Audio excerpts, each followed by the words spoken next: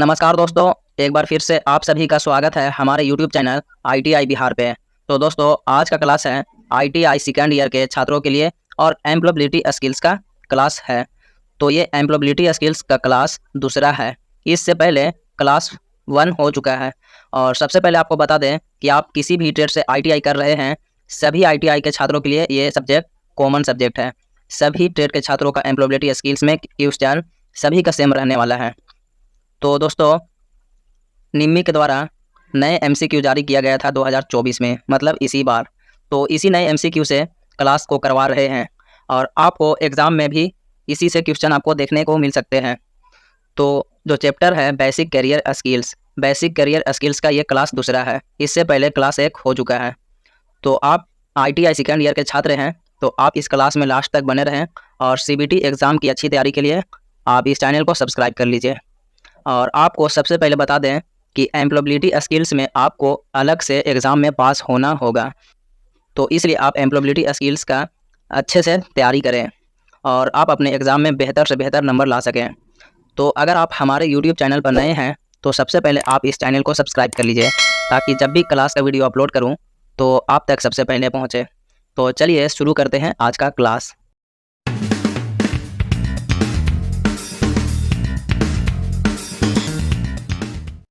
तो दोस्तों, क्लास 1 में 13 क्वेश्चन को कवर किए थे और आज 14 क्वेश्चन से स्टार्ट कर रहे हैं। और इसी क्लास में जो चैप्टर से क्वेश्चन को देख रहे थे, सारे क्वेश्चन को इसी क्लास में देखने वाले हैं। तो आज का क्वेश्चन है, you have started a new job at a company during lunch break. You notice some coworkers chatting. How would you start an informal conversation with them. मतलब आपने एक कंपनी में नई नौकरी शुरू की है। लंच ब्रेक के दौरान आप देखते हैं कि कुछ सहकर्मी बातें कर रहे हैं। आप उनके साथ अनौपचारिक बातचीत कैसे शुरू करेंगे। मतलब आप किसी कंपनी में नई नौकरी का ज्वाइनिंग लिए हैं, आप उस कंपनी में नए नए हैं और आप जब लंच ब्रेक के दौरान लंच करने जाते हैं और लंच ब्रेक के दौरान आप देखते हैं कि कुछ सहकर्मी आपस में बात कर रहे हैं और आपको उनके साथ अनौपचारिक बातचीत कैसे शुरू करेंगे। तो आप उनसे अनौपचारिक बातचीत कैसे शुरू करेंगे। तो ऑप्शन ए है, औपचारिक रूप से अपना परिचय दें और कंपनी में उनकी भूमिका के बारे में पूछें। तो ये ऑप्शन है गलत। आप औपचारिक रूप से अपना परिचय दें तो ये गलत है, आपको अनौपचारिक रूप से बात शुरू करनी है। ऑप्शन बी है, उनसे पूछें कि उन्हें कौन से टीवी शो और कौन से खेल देखना पसंद है, कौन सी किताबें पढ़ना पसंद है और फिर उनके सप्ताह की योजनाएं क्या है। तो ये सब आप अनौपचारिक रूप से पूछ सकते हैं। इसलिए option number B is correct. Option number B is correct. तो नेक्स्ट क्वेश्चन है, you are at work and coworker asks for your support help with a task. How would you respond informally. आप काम पर हैं और आपका सहकर्मी आपसे किसी कार्य में सहयोग या आपका मदद मांगता है, आप अनौपचारिक रूप से कैसे जवाब देंगे। ऑप्शन ए है, मैं मदद कर सकता हूँ लेकिन सच में तुम्हें इतना भी नहीं पता समस्या क्या है। तो जैसा कि जब आपसे कोई मदद मांगता है तो आप उनसे ऐसे नहीं बोल सकते कि तुम्हें इतना भी नहीं पता समस्या क्या है। तो ये ऑप्शन है गलत। ऑप्शन बी है, मैं अभी बहुत व्यस्त हूँ, किसी और से पूछो। तो आप ऐसा भी नहीं बोल सकते हैं जब भी आप किसी को मदद करेंगे। ऑप्शन सी है, ज़रूर मैं मदद कर सकता हूँ, आपको क्या चाहिए। तो option number C is correct. आपके कंपनी में जब आप सहकर्मी के साथ काम कर रहे हैं और जब आपसे सहकर्मी मदद मांगेंगे तो आप ज़रूर ऐसा बोल सकते हैं कि ज़रूर मैं मदद कर सकता हूँ, आपको क्या चाहिए। इसलिए इसका राइट आंसर हो जाएगा ऑप्शन नंबर बी। तो नेक्स्ट क्वेश्चन है, व्हाट इज़ वर्क प्लेस इटिक्वेट। कार्यस्थल शिष्टाचार क्या है। ऑप्शन ए है, काम के बाहर रोजमर्रा के शिष्टाचार। ऑप्शन बी है, कार्यस्थल में सम्मान और व्यावसायिकता के आधार पर उचित व्यवहार। ऑप्शन सी है, सहकर्मियों के साथ लापरवाह व्यवहार। और ऑप्शन डी है, इनमें से कोई नहीं। तो क्वेश्चन है, कार्यस्थल शिष्टाचार क्या है। तो कार्यस्थल शिष्टाचार है, कार्यस्थल में सम्मान और व्यावसायिकता के आधार पर उचित व्यवहार। Option number B is correct. Proper behaviour in the work place based on respect and professionalism. तो नेक्स्ट क्वेश्चन है, which of the following is considered appropriate work place behaviour. निम्न में से कौन सा कार्यस्थल पर उचित व्यवहार माना जाता है? ऑप्शन ए है नियमित रूप से काम देर से आना, नियमित रूप से काम पर देर से आना।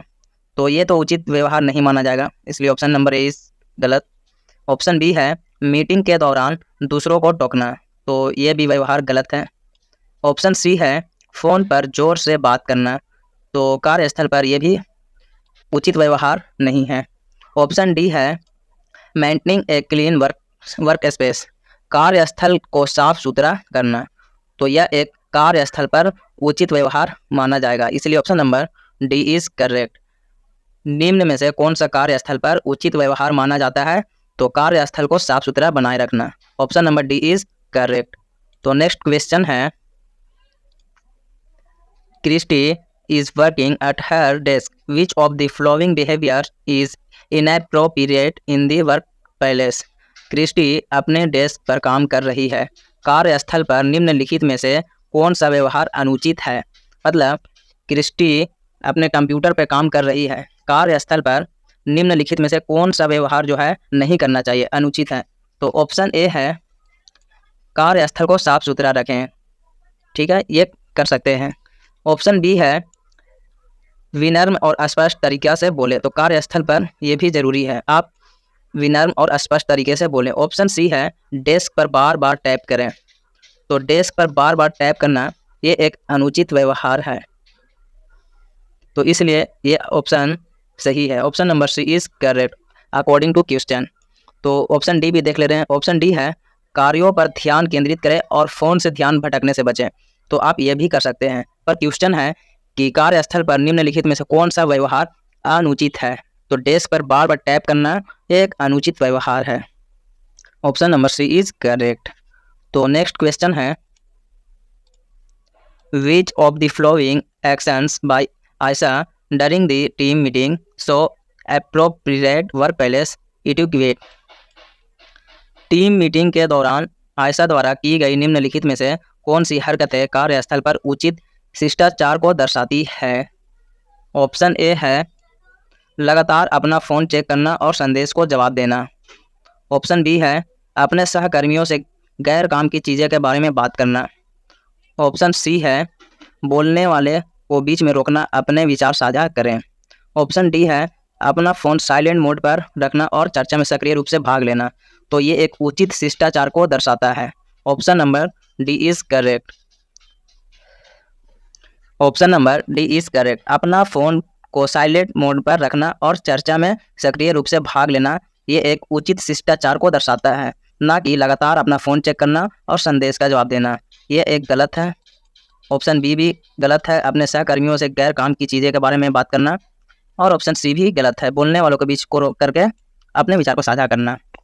उचित शिष्टाचार को दर्शाता है put her phone on silent mode and actively participate in the discussion, option number D is correct. तो नेक्स्ट क्वेश्चन है during a lunch break Arjun overhears his co-workers gossiping about another co-worker, what should Arjun do? मतलब lunch break के दौरान अर्जुन अपने सहकर्मियों को दूसरे सहकर्मी के बारे में गपशप करते हुए सुन लेता है, तो अर्जुन को क्या करना चाहिए? तो ऑप्शन ए है अपने सहकर्मियों को बताएं कि गपशप करना कार्यस्थल पर अनुचित व्यवहार है, तो ये अर्जुन कर सकते हैं, option number A is correct. तो ऑप्शन बी है कि बातचीत में शामिल हो और सहकर्मियों के बारे में अपनी राय साझा करें, तो ऐसा नहीं कर सकते हैं, कार्यस्थल पर ऐसा नहीं कर सकते हैं, बल्कि आप उन्हें समझाएं कि कार्यस्थल पर बातचीत करना अनुचित है, इसलिए इसका राइट आंसर हो जाएगा ऑप्शन नंबर ए। तो नेक्स्ट क्वेश्चन है which of the following statement shows good team work. निम्नलिखित में से कौन सा कथन अच्छी टीम वर्क को दर्शाता है?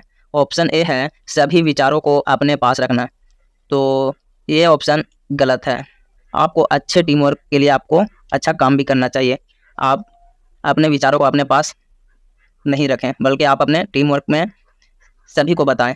तो ऑप्शन बी है टीम के साथियों के प्रयासों की आलोचना करना, तो आप टीम वर्क में हैं तो आप ऐसा नहीं कर सकते हैं अपने टीम वर्क के साथियों के साथ।